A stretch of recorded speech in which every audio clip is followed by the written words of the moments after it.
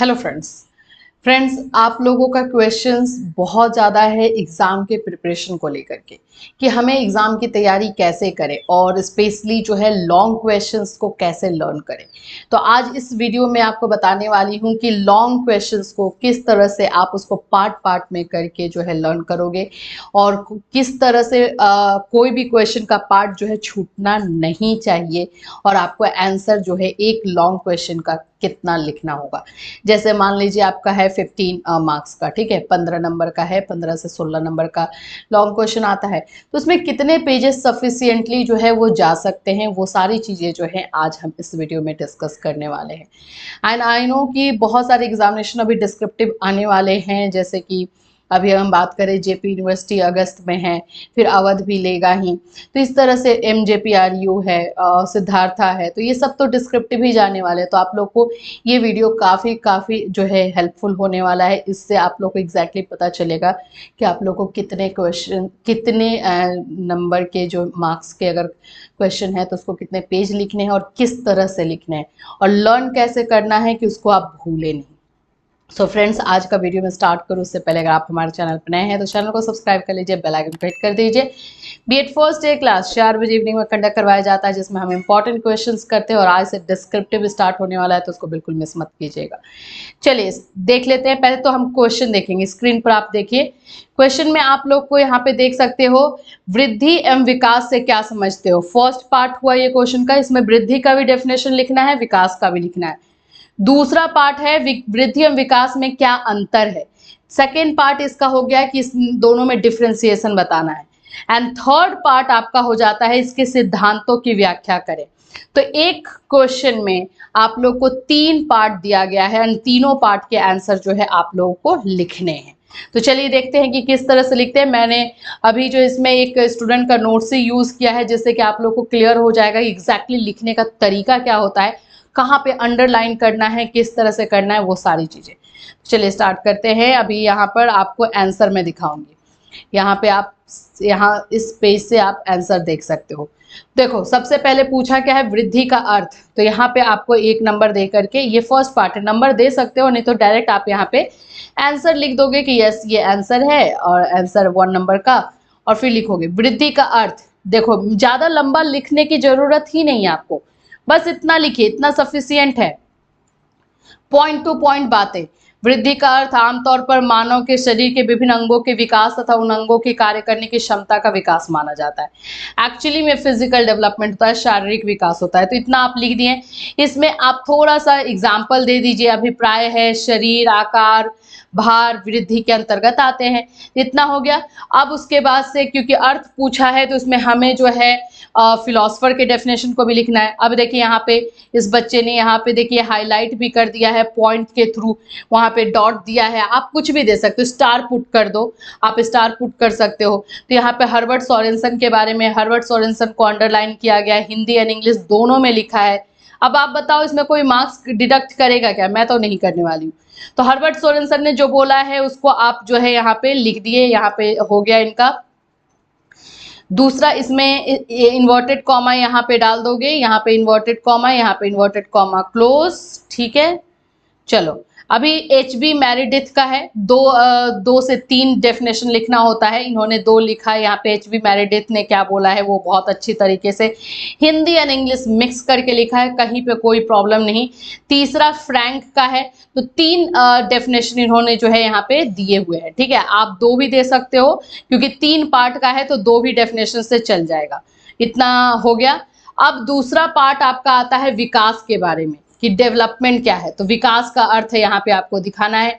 विकास के लिए थोड़ा सा डायग्राम यूज कर सकते हो, ये वाला डायग्राम जिसमें कि पूरा सर्कल बनाओगे। डेवलपमेंट का पार्ट ही जो है ग्रोथ है, मैच्योरिटी है, मोटिवेशन है, तो वो आप एक दिखा दोगे। तो विकास का अर्थ देखिए 2 से 2 लाइन में ही इसने 2 से 3 लाइन में लिखा है। उसके बाद से जो है इसमें आपको लिखना है फिलोसफर के डेफिनेशन को विकास में भी। तो विकास के डेफिनेशन में भी आपको फिलोसफर मिल गया, 2 ही हैं। इसके बाद से इन्होंने जो है प्रकृति को भी दिखा दिया है कि एक्चुअली में विकास का नेचर क्या होता है, तो आप ये दिखा सकते हो, अदरवाइज आप इसको स्किप भी कर सकते हो। अब दूसरा हमारा पार्ट था वृद्धि एवं विकास में अंतर, डिफरेंशिएशन। तो ये डिफरेंशिएशन को इस तरह से आप लिख सकते हो। बहुत सारे लोग जो है डेटा बना करके लिखते हैं, उस तरह से भी लिख सकते हो, लेकिन अभी जो है नया ट्रेंड जो अंतर लिखने को चल रहा है ऐसे चल रहा है, जिसमें आपको पॉइंट बताना है कि किस पॉइंट पे जो है आप डिफरेंशिएशन कर रहे हो, अंतर कर रहे हो। तो देखो यहाँ पे अर्थ में अंतर किया जा रहा है कि दोनों में मीनिंग में क्या डिफरेंशिएशन है। तो वृद्धि का अर्थ बता दिया गया है एंड उसी के बाद जो है विकास का भी अर्थ बता दिया जाएगा। ये आप लोगों का इस तरह से अर्थ अंतर बताने का एक नया तरीका इस तरह से लिखा जा रहा है।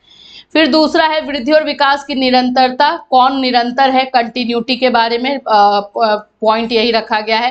तो ऑफ कोर्स वृद्धि लगातार नहीं होती है एंड विकास जो है लगातार होता है, निरंतर होता है। ये दोनों में डिफरेंस हो गया, ठीक है। अब इस बच्चे ने इतना अच्छा काम किया है कि इसको डायग्राम के थ्रू भी समझा दिया, क्योंकि इसको पता है कि बहुत सारे पॉइंट्स आने वाले हैं। तो इसमें अर्थ में अंतर, निरंतरता, संबंध, दोनों में रिलेशनशिप क्या है। तो वृद्धि हमेशा विकास के ऊपर डिपेंडेंट है, वृद्धि जो है एक पार्ट है विकास का, वो आपको दिखा देना है। संकीर्ण एंड विस्तृत, तो ऑफ कोर्स विकास विस्तृत है और वृद्धि जो है संकीर्ण है। परिमाणात्मक एंड गुणात्मक, परिमाणात्मक जो है वृद्धि है, गुणात्मक जो है वो हमारा विकास है। वृद्धि और विकास को मापना, ये आपको ऐसे करके दिखा देना, वृद्धि को मापा जा सकता है, विकास को नहीं मापा जा सकता है। तो इसको इस डायग्राम के थ्रू दिखा दिया गया। आंसर मिल गया है मुझे सफिशिएंट। अभी इसमें आप एक और चीज अच्छे से और कर सकते हो कि इसने दो ही पॉइंट को एलोबरेट किया है, आप 2 पॉइंट और एटलीस्ट एलोबरेट कर दो, जिसमें से ये संबंध और विस्तृत संकीर्ण है, बस हो गया, ये आपका काम खत्म। और डायग्राम के थ्रू टीचर को पूरा पता चल गया कि इस बच्चे को पूरा पॉइंट पता है, तो इसमें मार्क्स बिल्कुल डिडक्ट नहीं होने वाला है। फिर उसके बाद से है आपका सिद्धांत। तीसरा पार्ट जो था आपके क्वेश्चन का था कि सिद्धांत के बारे में, तो यहाँ से जो है वो सिद्धांत को लिख देना है।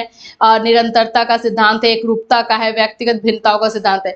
जब एक साथ 3 क्वेश्चंस आपको दिए रहते हैं तो आप 4-5 पॉइंट भी लिखते हो तीनों में, तो वो सफिशिएंट है, उससे ज़्यादा आपको लिखने की जरूरत नहीं है। एक ही क्वेश्चन का जब लिखना होता है तो 10 पॉइंट, ऐसे अगर आप 4-4 लिखते हो तो देखो आपको 12 हो जाता है।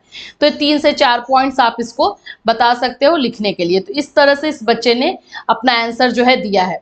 अब अगर आप काउंट करोगे कि कितने पेजेस हो रहे हैं, तो ये 4 पेज हुआ है। लॉन्ग क्वेश्चंस में ये आपको 4 पेजेस हुआ है। और राइटिंग भी अगर देखोगे तो ज़्यादा कोई ये नहीं है, लार्ज नहीं है, छोटा ही है, मीडियम साइज का है। तो इस राइटिंग में आपको 4 पेज सफिशिएंट है। आप ज़्यादा से ज़्यादा 5 पेज लिख सकते हो, इससे ज़्यादा लिखने की जरूरत नहीं है लॉन्ग क्वेश्चंस में। अब बात आता है कि लर्न कैसे करना है। देखो, लर्न करने के लिए मैं आपको बता दूं कि यहाँ पे आपको अलग अलग पार्ट में लर्न करना है। अगर मुझे जो भी टॉपिक मिल रहा है उस टॉपिक से किस तरह से क्वेश्चन पूछे जाते हैं, उस हर टॉपिक को मुझे लर्न कर लेना है। लाइक अभी ग्रोथ एंड डेवलपमेंट का था, तो ग्रोथ डेवलपमेंट से 3 से 4 तरह के क्वेश्चन बनते हैं। एक तो दोनों के डेफिनेशन कि वृद्धि क्या है, विकास क्या है, तो उसको आपको अलग से लर्न करना है। ये नहीं कि एक ही साथ 4 पेज और 5 पेज लेकर बैठे हैं तो मेरे दिमाग को भी बर्डन हो जाएगा कि भाई ये 5 पेज मुझे लर्न करना है। नो, टॉपिक के अकॉर्डिंग करना है। वृद्धि एंड विकास का डेफिनेशन हमने अलग दिन कर लिया, वृद्धि एंड विकास में अंतर अलग दिन कर लिया, वृद्धि एंड विकास के सिद्धांत को अलग दिन कर लिया, तो हमारे ऊपर बर्डन नहीं आया। दूसरा चीज कि आप ट्राई करो ज्यादा से ज्यादा पॉइंट में लर्न करने का। देखो यहाँ पे हर चीज जो है इस बच्चे ने पॉइंट में ही लिखने का ट्राई भी किया है, यहाँ पे हाईलाइट करके लिखने का ट्राई किया है।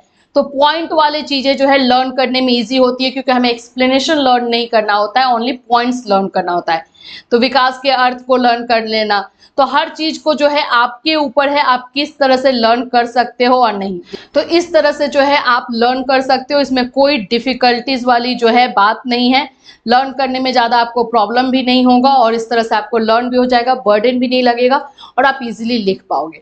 तो सबसे पहले वही है, क्वेश्चन को आपको पार्ट में डिवाइड करना है एंड देन आपको जो है लर्न करना है, और अलग अलग दिन कीजिए तो ज़्यादा बेटर रहेगा।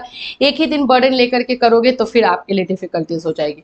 लिखना कितने पेजेस है मैंने बता दिया, एक 15 से 16 नंबर के क्वेश्चन को 4 से 5 पेज आपके लिए सफिशिएंट रहेगा, उतना आप लिख लीजिए।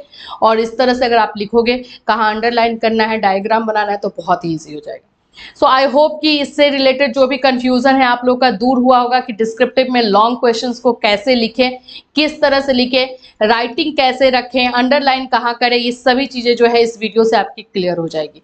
इससे रिलेटेड कोई क्वेश्चन या क्वेरी है तो आप इस वीडियो में कमेंट कर सकते हो या इंस्टाग्राम पे फॉलो करके मैसेज कर सकते हो। फिर मिलूंगी, till then have a nice day.